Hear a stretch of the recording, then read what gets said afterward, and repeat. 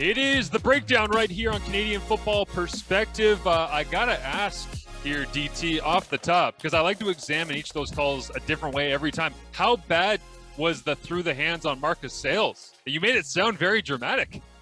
Oh, it was right through his hands to the point where I was set to say that this game is over. It's one of those ones, as a play-by-play guy, right? You're like, oh, this is going to be bad. Oh my God, it's not bad. Yeah. Kyron Moore caught it, and they're still alive, and now they're guaranteed to win the game. Oh, crap. Right. Honestly, at that point, when that happens to Sales, one of the best halves in the league, I thought, man, the Riders are destined to win this game because you can't get these bounces and then lose. Yeah. That's not how the story goes. And clank. Trying to think of my best play-by-play genuine shock moment. It might be Trey Roberson blocking a field goal against the Ticats for Calgary with his elbow. That was I was like, hey, Liram Hajrullahu, the Cats haven't won in Calgary in a billion years. This one's got to go. And I'm like, I trust the long snapper, who is Aaron Crawford. I trust the holders, Luke Tasker. I trust the kicker, Liram Hajrullahu. This won't be that hard. Oh, we blocked it with his face. And I just remember being in the booth and like coming out of the 60-1 game that we've talked about before with Ricky Damn Stanzi being there. I'm like, I can't believe we're back here 2 years, whatever it was, 3 years later. And they got a chance to win this game. And all right, there we go. It's for the and nope, it hit Trey Roberson's elbow because he has a 97-inch vertical.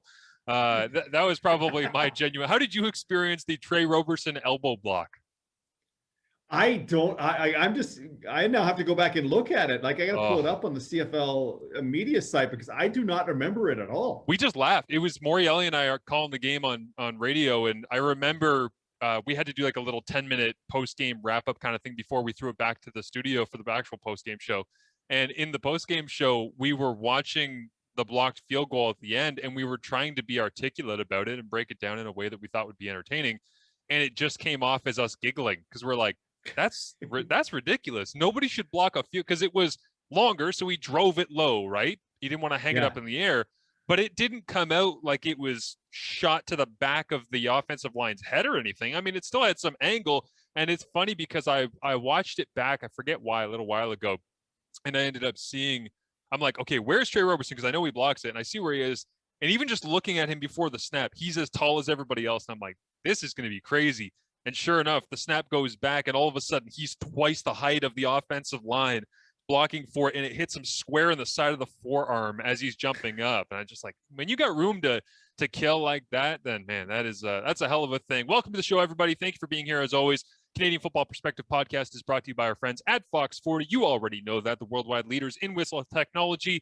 For 15% off all your return to play whistle needs, visit fox40shop.com and enter the code CFP15. If you're watching on YouTube, looks a little bit different today. That's because DT is actually in and around the Sports Cage studios because he is allowing me to work my schedule around and do stupid things that I have to put him in bad situations in order to get this podcast done. So I thank you, DT, for putting it together here with me today because we are doing this on a bit of short notice. But unlike some of the pods that we've done in the last couple of weeks, we have genuine stuff to talk about because the Hall of Fame gets announced here. Very exciting class. I didn't give you a chance, though, because you were interviewing me on the Sports Cage to have your say on the Hall of Fame, DT. What do you think of this class? What jumps out to you?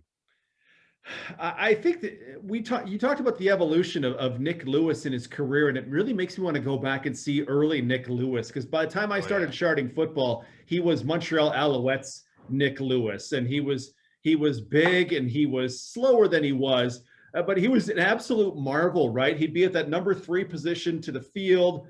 And I took crap for voting him all-star when people are like, what, Brad Sinopoli plays there? I'm like, yeah, but Nick is jumping over dudes at 260 pounds or whatever. Guys would try to tackle him low. And when you try to classify broken tackles, which I've tracked for 5 years, there are different kinds of broken tackles. There's I shook a guy in the hole. There's I busted through a guy. And then for Nick, there was I jumped over a guy who thought he could take me out at the knees. And you go, how does this keep happening? How does this happen again? And I guess, honestly, just the alternative of, getting jumped over was better than trying to challenge him at like waist or belly button height, because I feel like defenders felt like that was not going to go real well for them.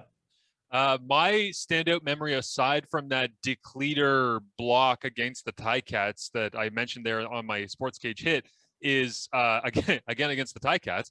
A lot of Calgary Ticats talk in this podcast so far with Trey Roberson and Nick Lewis, but there was a moment in the 2014 Grey Cup right before Drew Tate, I believe, got the first of his 2 rushing touchdowns in the 2014 Classic, where Nick Lewis, at all of that 250 plus frame, just decides, I'm going to take off from the 6-yard line and see if I can get to the end zone by riding a wave of bodies, because he knew nobody could stop him. I forget who it was that ended up, it might have been Craig Butler, if I remember correctly, who was coming downhill, because I think he caught like a little in-breaking route and he swatted a tackle aside, and then he turned upfield and he got to about the 10-yard line, and you start to see the big man doing those little tiny choppy steps, because it's like he's going to dunk, right? He's trying to line up his footwork. He's like, okay, I'm going to do it. And as I remember watching that, because 2014 was the year that I played my final football game ever, which was with McMaster in the Vanier Cup against Montreal. And so that was on the Saturday, and then Grey Cup Sunday was the next day. So I drove back with my family and my girlfriend at the time from Montreal to Kingston, to where I'm from. And we sat down and we watched the Grey Cup together. Family tradition, always do it. And I remember sitting down to watch it, and so early in the game, seeing Nick do that, and it just burned in my memory. I'm like, I don't know if I've seen a person that size try to do that at that part of the field. And it was just, the funny thing about it too, and this is always so great about Nick, is that he would take off from the 6 and try to body surf into the end zone. And then if he would get tackled at the 1 or get stood up by Craig Butler right at the line, because it was like it took 3 bodies to pull him down, they'd always get a shot of his face afterwards. And it was never like him doing what everybody does. Yeah, flexing and walking around and freaking out. And Nick he was so chill. He's like, well, that's what I'm supposed to do. I'm a big ass dude. I'm super out. And he was like, he would talk smack, and you would always hear the mic'd up stuff of him talking and talking. But it was more than just the smack. It was like he would talk smack because he just knew, I'm unique, and he could get away with so much because his skill set was so unique. And I'm talking like skinny Nick was unique and thick Nick was unique, and everywhere in between. I mean, he was just, the whole career was just, and nobody has more catches. Like, that's the thing, is he caught everything. Yeah, I haven't heard thick Nick in a while. That's good. That's good. Can we just go back to the part where Marshall Ferguson flexes? Can we get a little more of that, maybe? Yeah. I went into the garage today and I did 3 sets of bench press, and I felt weaker than ever. And I was like, nah, I'm good. And I just gave up on my entire workout. So that's how my day went. But I do want to mention here as well, like I know that Orlando Steinauer and Nick Lewis there's always the highlight names, right? DT, there's always the people that go into the hall where they get all the publicity, the love, the write-ups, all that stuff. But Marv Levy, man, that is cool. Like, that is really, really exceptionally unique to see him going into the Canadian Football Hall of Fame. And as a Bills fan, like, to me, that's a really unique piece of history, because I bet you that I want to say anybody who is, I don't want to say anybody, but probably 90% of people who are younger than 40 just found out that Marv Levy was in the CFL, right? Like, everybody knows Marv Levy as Buffalo Bills, NFL guy, but I don't think people understand what he did in the CFL. And I remember going to Montreal with Coach John Salavanis, my color guy at the time, on radio, and he told me then, I'm like, no, he didn't. He's like, yeah, they're honoring him. Like, his name is up there. It's on. And when I found that out, I thought that's an amazing kind of full circle moment for football fans, specifically in kind of the East down here between Buffalo, Montreal, otherwise. But to see his name going up is pretty great. And then, of course, Mr. Mitchell going in as well as a builder, and the media wing. There's some fantastic people that have gone in there as well. The former Ticats radio voice and the director of communications for the Ticats. I mean, it's such a good group, and you wouldn't expect anything less, right? It's Canadian Football Hall of Fame, but it is pretty inspiring every year when you go through the details, because I do think that there's people out there that are in their 50s or 60s, and they see all the names and they know all of them. The reason we lean to Steinauer and Nick Lewis is because they're relatable to the vast majority of CFL fans. But then you start digging into some of the research on the other guys, and you're like, man, it's a special, special group. And I love being able to go through the details and the induction ceremony, which I hope is as normal as possible. Yeah, my weird fact, my high school football coach played for Marv Levy in Montreal. Wow, really? Yeah, so I knew long before you did. I was like 13 years old when I knew that that Marv Levy was a coach. Because yeah, Ray Watchern, my high school football coach at Foothills Composite High School in Okotoks, Alberta, was on the offensive line for those Montreal Alouettes, and he would tell stories, Marv Levy and Johnny Rogers, kids, this guy that came up from America, and you're like, oh my God, this is amazing. And then he just, his career finished in the beginning of the Warren Moon is ripping the CFL apart. That Warren Moon, Tom Wilkinson duo is ripping the CFL apart. His Montreal Alouettes got caught up in that, but he got a couple of Grey Cup rings in there. That's crazy. I do need to give a little shout out to Sawdust City here. I'm going with an oldie but a goodie today. I'm going with Little Norway, and I have to right. Yeah, contractually obligated that I have to do the crack into the microphone. I didn't steal that from Jay and Dan at all when they were down at Fox Sports 1. And so I always have you never seen the podcast where they used to do yerba mate at the start of every podcast? Yeah. Oh man. Dan would crack the yerba mate and Jay would like, yes. Well, that's how I feel about this beer. And the reason that I crack this right now is because you bring up the Warren Moon destroying the CFL era of football. I'm going through chronologically tracking Grey Cups from the past to look at quarterback metrics and fun stuff and just analyze and kind of bring them to life because, hey, the hell else are we supposed to do? We have no clue when the season's going to start. So I've been going through them. I had a ton of fun breaking down Sam Echeverry's record of 508 yards. That was inspiring to me to go back and to revive that and to tell people, hey, I know you've heard about this, but let me show you why this is crazy. And I had fun kind of trying to make that relevant to people of all ages. The next one that I'm writing that's going to be probably out by the time that people are pretty much listening to this, maybe a day or two afterwards, but is the Ticats and the Bombers playing in 6 Grey Cups in under a decade. And I'm breaking down those matchups and which players stood out, how the quarterback play fared in those games, because the last time we saw a Grey Cup being played in 2019, obviously, it was Ticats Bombers. We had no clue it was going to be the last football game in Canada that we would see in a long, long time. But the next time that we're supposed to see them play, kickoff is supposed to be the Ticats and the Bombers. And so I was kind of thinking beginning and the end. And because we're in this long, drawn-out middle, I wanted to go back and look at those Grey Cups. And in those Grey Cups, DT, 57, 58, 59, 61, 62, 63, there's the 1962 Fog Bowl. He said as he took a long-ass sip from this beer. This thing, to track a game that was called the Fog Bowl, is a special kind of hell. And 1961 is the first overtime Grey Cup game. That game took me forever to track because it just was so drawn out and so long. I told you previously, there was a Grey Cup that was, I believe, 1954 that I told you Edmonton ran like 108 plays from scrimmage, and they were 18% of them were pass play calls. This Grey Cup 1961, I don't think got to 108 for either team, but it felt like it got to 1,001 combined. Like they ran so many plays, dude. But I was very proud. I was able to piece together 2 different copies of whether it be radio play-by-play, television broadcast on CBC, and I only didn't have throw location data or depth of target, all that stuff, who it was intended for, whether or not it was complete, for 5 plays in the entire 1962 Fog Bowl. So I'm hoping that I can bring some of that to life, but I needed the beer after I did that. I was like, this was a crazy thing to do, but I have to grind through the Fog Bowl and some of the repetitive 60s games in order to get to Warren Moon, in order to get to Joe Theismann at 71, in order to get to the 80s wide open game, in order to get to Flutie in the 90s. You know what I mean? Like so I'm kind of like, it's a slow grind, but I'm looking forward to getting to all of the rest of that stuff. Yeah, I remember doing the 2017 Grey Cup in Ottawa where the snow came in and just trying to go, what yard line is this? What yard line is that pass caught at?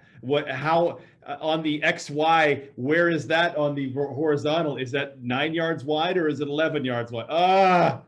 So I can't imagine the Fog Bowl with fewer cameras and no all 24s. And Yeah, they didn't have all 24s available to the public back in the 60s, eh? No, what was funny was they did have an end cut that at one point when I believe Hamilton was down inside the score zone, they're at like inside the 20 to the 15-yard line. The end cut was crystal clear, and they didn't use the camera for the rest of the game. So that was funny. Where I was thinking, because you remember that game, I believe it was a Thursday night or it was a Sunday night game where New England had crazy fog that rolled in, and they had to go to the cable cam, the sky cam, kind of like Madden, and they used it, and everybody went, man, football's a lot better from this, which I have always said. All football should be viewed from the cable cam. That's the best way. We don't like the standard broadcast view is crap. You can't see a damn thing from it. You can't tell where receivers just run out of the picture and then they throw the ball and we just turn the camera and we go, hey, look, he caught it. I wonder what he did.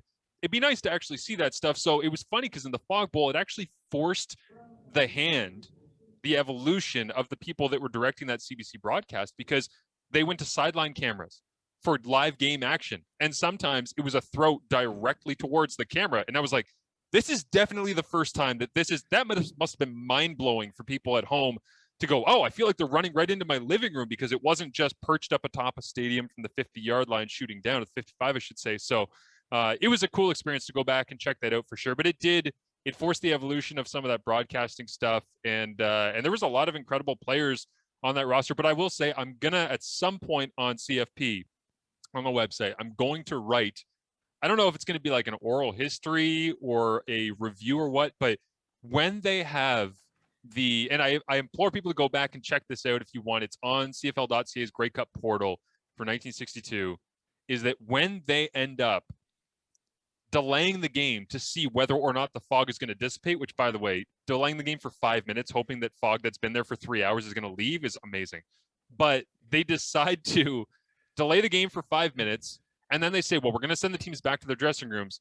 We're going to wait it out for 15 minutes. And in that span, CBC decides to go live to the sidelines, and they have their two reporters, whose name escaped me right now, but they have two sideline reporters who we haven't heard from the entire broadcast. Apparently, they've just been roaming without a microphone on the sidelines, but they throw down to them, Derek, and they just start grabbing randoms, and they start interviewing randoms, and it's 15 minutes. It's like they bring in Jake Adar, who's not a random, but Jake Adar is the head of the Ticats at that point. They pull him over, and they pull over the owner, I believe, the Winnipeg Blue Bombers, and they basically just start asking them, hey, you think the fog's going to leave?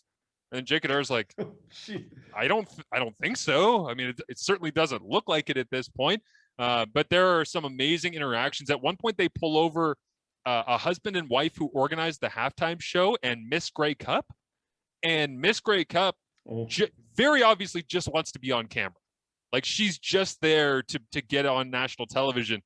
And it's an awful interview, but it is comedically perfect. So anyways, that's available on CFL.ca if you want to go check that out. The Hall of Famers that I mentioned there, whether it be Leo Lewis or looking around Ken Plain or Bernie Filoni, that got us thinking going into this. We just want to spend a couple of minutes here talking about who we think is currently playing in the Canadian Football League that could be Hall of Famers moving forward. And I saw that you tweeted this out today, Derek, and it was such a good idea to crowdsource it because, man, some of the responses on that just made my mind churn. And I'm sure that you kind of dove into this when you were doing the Sports Cage today. But what did you take away from some of the conversations you had on radio, what you got from that tweet as well?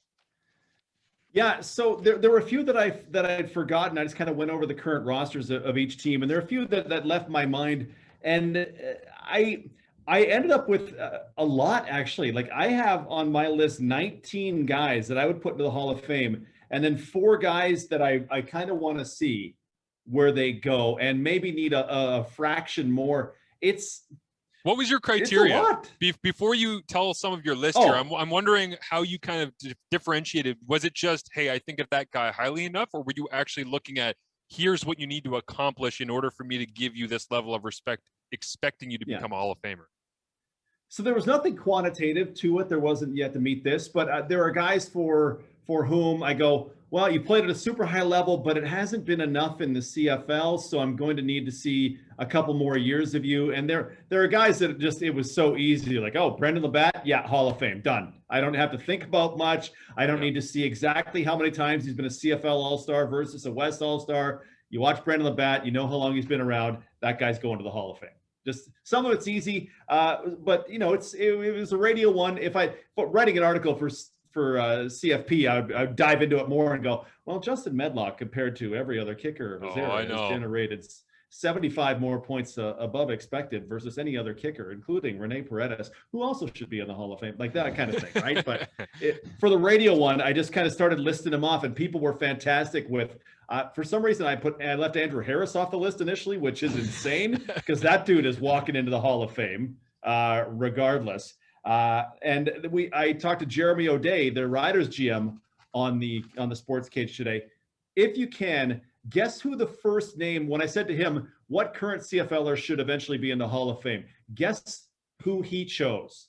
Is it a Rider? No, it is not. It's not. It was Bo Levi Mitchell. Okay, I was going to say, I thought he would have gone quarterback because that's where my mind went right away. And if you're going quarterback, honestly, just based on his tenure and the fact that he's probably closer to being done in the CFL, hate to admit it, but I would have gone Mike Riley off the front of my head. But yeah, Mike and Bo, I don't know if it's because they spent so much time playing against each other in Alberta with Edmonton and Calgary or not, but they feel like in so many conversations they're attached to the hip, and this is just another one. Yeah, which led me to, and I'll get to my list in a sec, which led me to a stat I can't believe. Which of these is more outlandish to you, Marshall? Which of these truths is more outlandish? Ricky Ray was never the MOP of the CFL. Oof. Mike Riley is a one-time CFL All-Star. Whoa. Those are both outlandish to me, but both entirely true. Know what's funny about that, though, is Bo had such a stranglehold on that throughout 2013, 14, 15, 16, 17, right? Like all those years that Riley was doing his thing and playing exceptionally well. And there was one time where for all of you out there who think that players don't read anything or don't listen to anything or don't watch anything, I ended up having a moment where Bo was in Hamilton for a game, and I think we had written like mid-season awards predictions was the article on CFL.ca, and for my MOP, I had put Mike Riley as my mid-season MOP, and like 2 weeks later, Hamilton ends up playing Calgary. Of course, Calgary wins because they seem to always be Hamilton. But you end up having Bo in the dressing room afterwards. And when I finished media availability, I run down to Calgary's locker room because I know Bo from when we were both in Calgary in 2013 when I was the U Sports intern quarterback. And so I went down just to say hi to him. And I walk in the locker room, and Bo looks at me and he goes, "Get the F out of here." I'm like, yes. Like before I could do anything, he's like, "That's an effing joke." And he just starts dropping F-bombs on me, and in front of all of his teammates, right? Like everybody's half naked, getting dressed, coming out of the shower. And he looks at me, and I'm the only media member in the entire room. And it's all these players around. And I just go into the locker room to dap him up and be like, "Hey, man, how is everything? Like, you good? It's great to see you." And immediately he dives on me. And on my face, because at this point, I'm like, 2-3 years max in the biz. So my face goes bright red. I can just feel it getting rosier and rosier because the quarterback of the Stampeders is ripping me in front of his team, and I'm embarrassed as all hell. And I'm like, what are you talking about? And he's like, "The hell you doing putting Mike Riley as the MOP ahead of me in the middle of the season?" And I laughed so hard thinking back on it because I'm like Mike didn't win anything. Like Mike never got given any of that stuff. And the second anyone suggested in that province that he might be better than Bo is not having it. And I still feel like he has that mentality about Trevor and Mike in BC and Zach coming into Winnipeg and Cody in Saskatchewan. Like Bo is like, the West is mine. And I'm going to prove it as many times as I possibly can. But I do laugh thinking about that because the nice thing that he did say was, "You're the only opinion that I respect because you're a former player." And I was like, "Oh, you're one of those guys who only thinks that if you played the game, then you're the only one who's allowed to have an opinion on anything," which even as a former player, I vehemently disagree with. But I do remember having that interaction with him. So it's funny that you bring up the limited amount of recognition that Mike Riley has gotten, despite being an incredible player. Yeah, Bo knows reading. Hey, yeah, Bo's aware. Bo's aware. All right, I'm gonna run through my list of guys that are going to be in the Hall of Fame in my mind. Tell me if I go too far at any point. You ready? Crushing the beer. All right. Yeah, sorry, I was drinking beer. Go ahead. All good. Bo and Mike Riley are on my list. Andrew Harris. Yes. I I have S.J. Green as a current CFLer. He might not be, but Yep, that dude's going to the Hall of Fame. absolutely. Brendan Labatt, Yep. Charleston Hughes, and John Bowman. Mm-hmm. Man, Almondo there's a lot, Sewell. eh? Like I know that you said that you had a lot on your list, but you start to piece this together. Like you're not even halfway through, and every single one, No. I'm like, yes, absolutely, yes. Yeah. Sewell's going to the Hall of Fame. I think Ted Laurent is going to the Hall of Fame eventually. Yep. Brian Burnham is absolutely on that track. Brad Sinopoli is going to the Hall of Fame. That guy's going to the Hall of Fame. He's got the that maple, the double thumbs up twinge surrounded by all things red and white. He's gonna sail into the Hall of Fame for sure. Odell Willis is going to the Hall of Fame. It's been rough for Odell the last year, but Odell Willis going. Simone Lawrence is going to get in under Solomon El-Mimian's walking in. Simone Lawrence is walking in too because tackle machine. Yeah. Adam Bighill is a current CFL. Yep. Stanley Bryant is Bryant is nonstop most outstanding lineman, Hall of Fame. Justin Medlock is the best kicker in the history of the CFL. Hall of Fame. Rene Paredes should probably be in the Hall of Fame as well. Yeah. And Chris Van Zyl, I believe that's 19 in total, should be in the Hall of Fame. That's incredible. Yeah, because I mean, when you said 19, I was thinking there's going to be someone in there that I'll go, wait, let's have a discussion on this person. Is there a single person that you can argue against in that group? Like for me, maybe. And again, this is really squeezing in the smallest margins possible. Compared to that group, Almondo, but again, like he's done so much statistically, he's racked it up year over year, and his all-star nods and all the rest of the things that we look at for this stuff. So it's like Simone and Ted, I hate to pair them together, but just the idea of if you had to choose one of them, which of the two would you go with? Probably Simone, but Ted, I mean, you can't, if here's the thing, if Sewell's going in, Ted's going in, because kind of the same idea as Bo and Mike Riley, they've always been attached to the hip in terms of performance and East All-Star and West All-Star and all that stuff. But was there anybody on the fringe of your list that you kind of had to cut? Okay, who was it that you didn't think was quite there? And I'm wondering whether this is because they weren't good enough or they're just not accomplished enough as of yet. So these are four guys that I kind of want to see a little more of. And as you'll see, they're for a variety of reasons. So those 19, I think, have to be in the Hall of Fame at some point. The first one on the, I need to see a little more and maybe not a lot more with him is Ed Gainey. Ed's been terrific for a long time. He's got the narrative of he had a 10-pick season. He had 4 picks in a game. Ed's a real great player. I need a little bit more before I say Ed Gainey goes into that list of the Hall of Famers. People in Hamilton are going to giggle or scream under their breath about that one just because of Ellingson's miracle on Bank Street.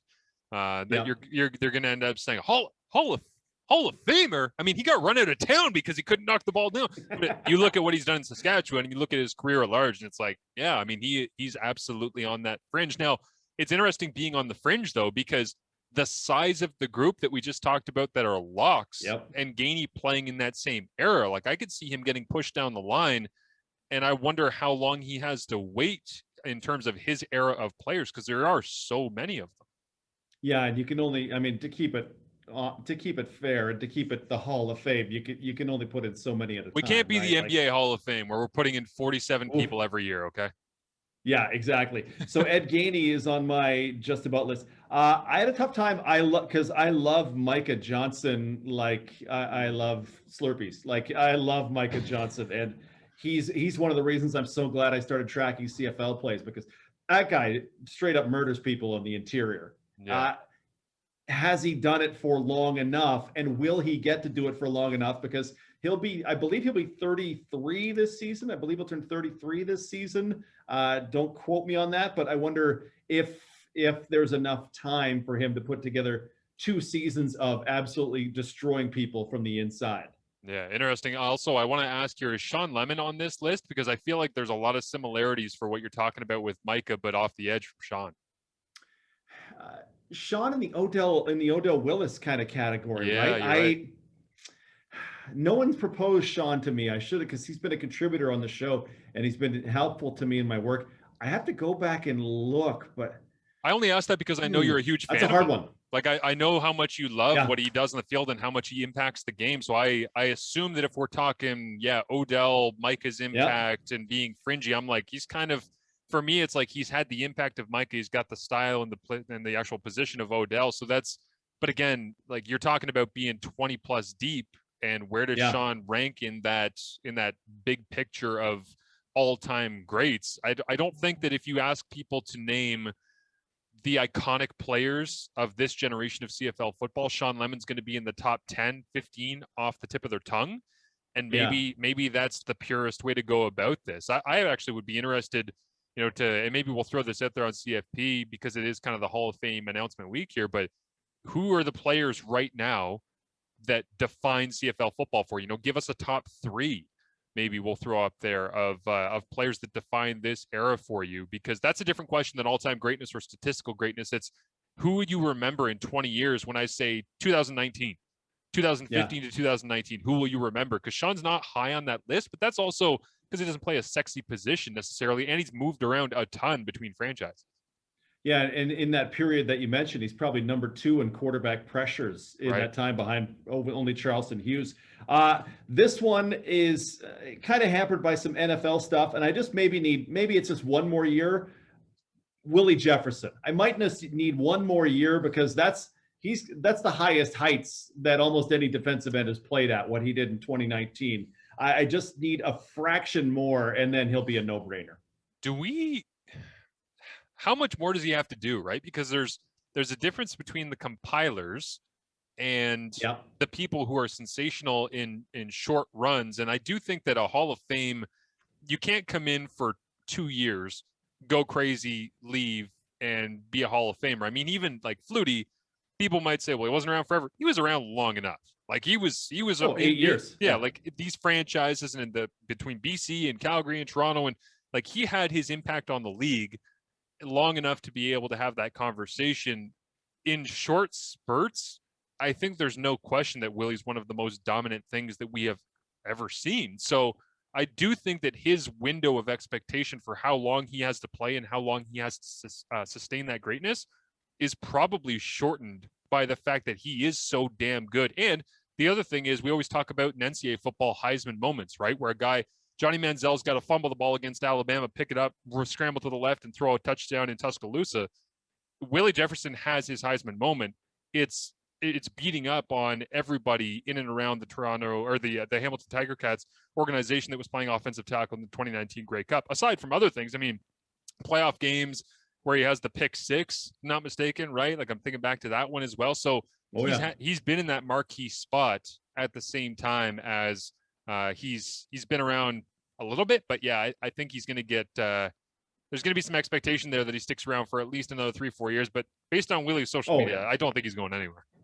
Yeah, like 19, 18, 17, absolute monster. 16, I believe he played 5 games with the Riders that year, which you're coming back from the NFL. I get it. Right. But I don't remember his Edmonton portion of his career. Obviously, the Saskatchewan, Winnipeg part has been phenomenal. Crazy. It's just been 3 seasons plus a bit. So if that was 5 seasons of absolutely destroying the league, then I whoop, arrow in, good, pass go, collect $200, you're a Hall of Famer. I agree.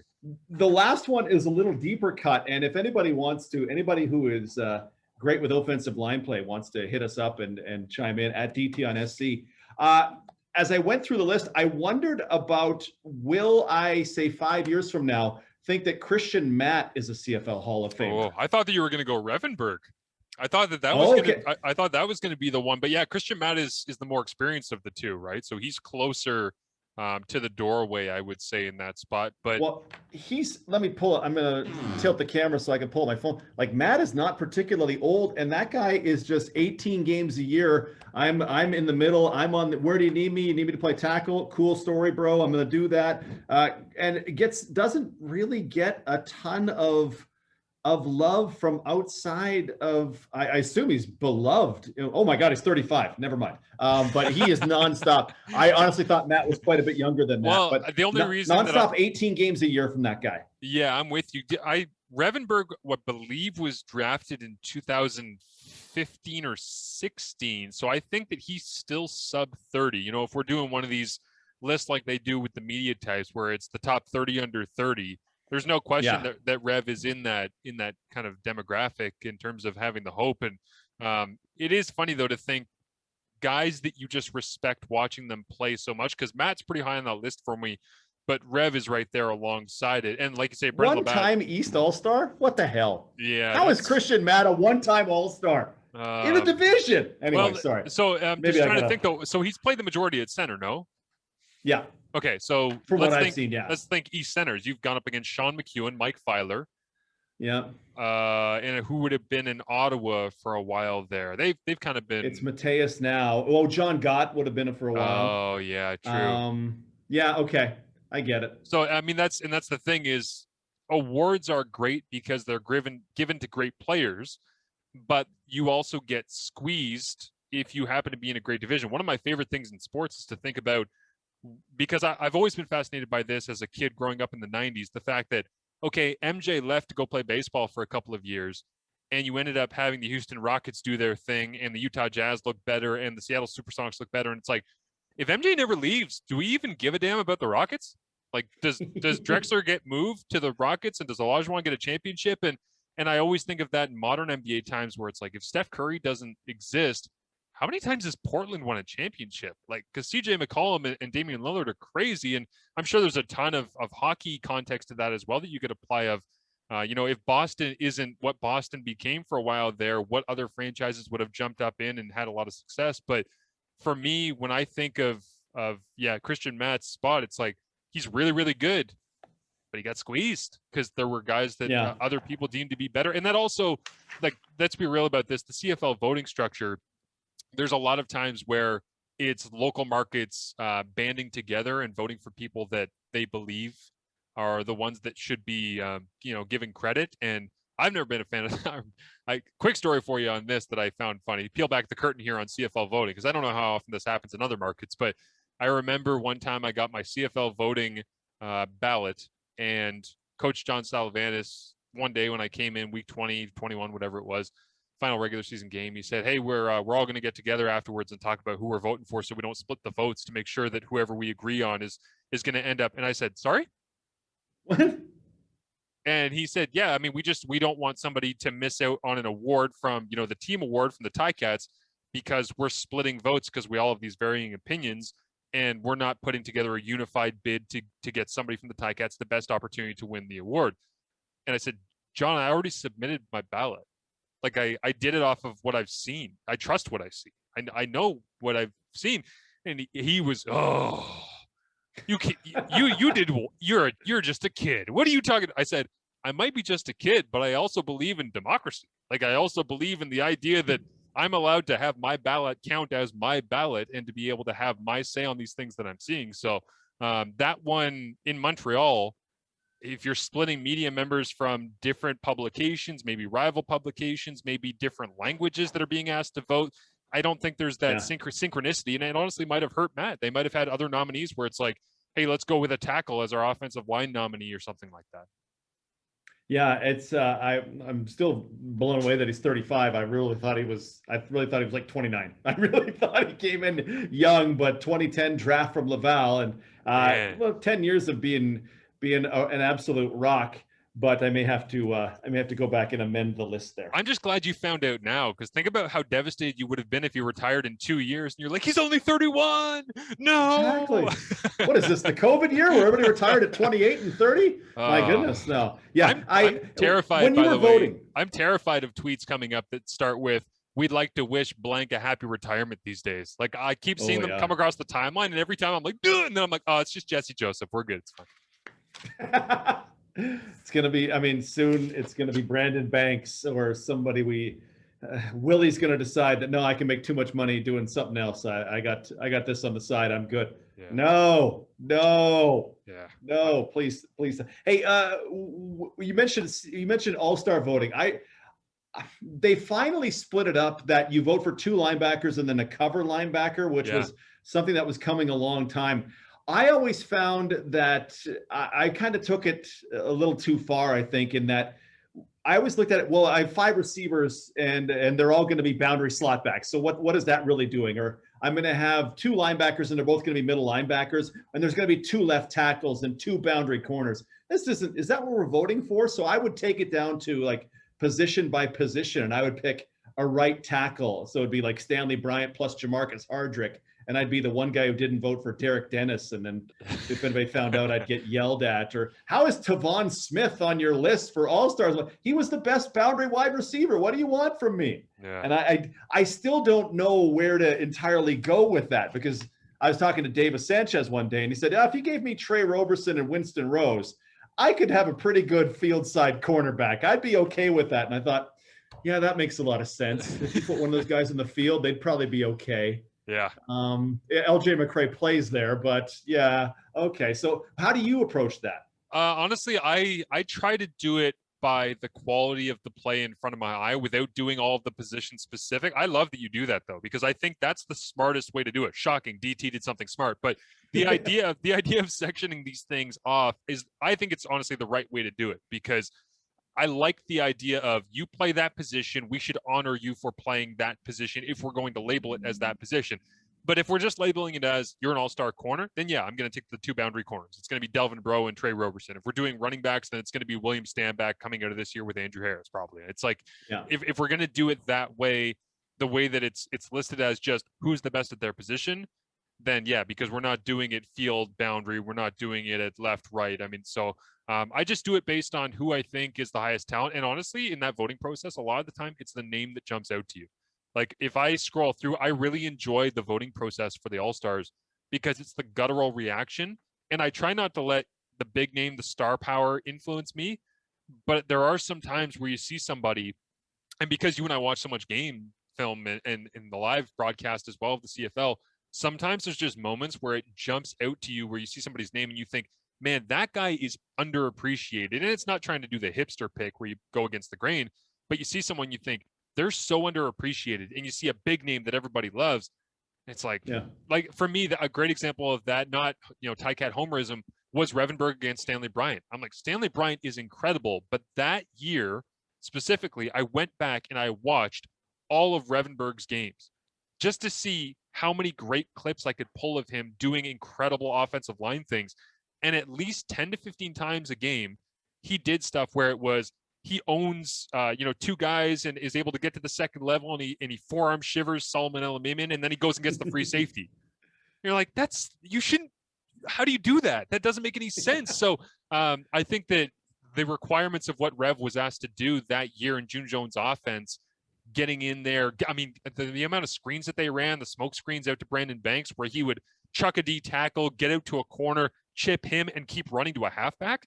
Like, they did that so many times. I'm going, Stanley Bryant's not asked to do that. Stanley Bryant is asked to widen the edge, which I respect. He's incredible at it, but he's not getting out and running 35 yards down the field in space, hitting 3 different people and changing directions. So that was one for me where I'm like, I don't know if this is a hipster pick, but I chose Rev as the offensive line pick that year. Stanley Bryant won, and I was like, that's fine. That totally makes sense. He probably should win. But I felt like if you're really watching the film and you're studying the requirements of what these guys are asked to do, I deem what Rev did that year more special. So I like going through that process and figuring out who really deserves it based on what they're asked to do, because that's a different conversation than who's the best. Yeah, and I've run to that spot, try to pick who's the best tackle at certain spots in the league, right? Because what Stanley is asked to do in a quick passing offense in Winnipeg was different from what did they ask Derek Dennis to do in a deeper passing offense where Bo's standing in the pocket. Bo's still standing in the pocket. Bo is totally unmolested in the pocket, right? And Sir Vincent Rogers in Ottawa with another quick stride offense when that was Trevor Harris, right? Sometimes you get down into those. You took a guard over a tackle, though. I know that is. I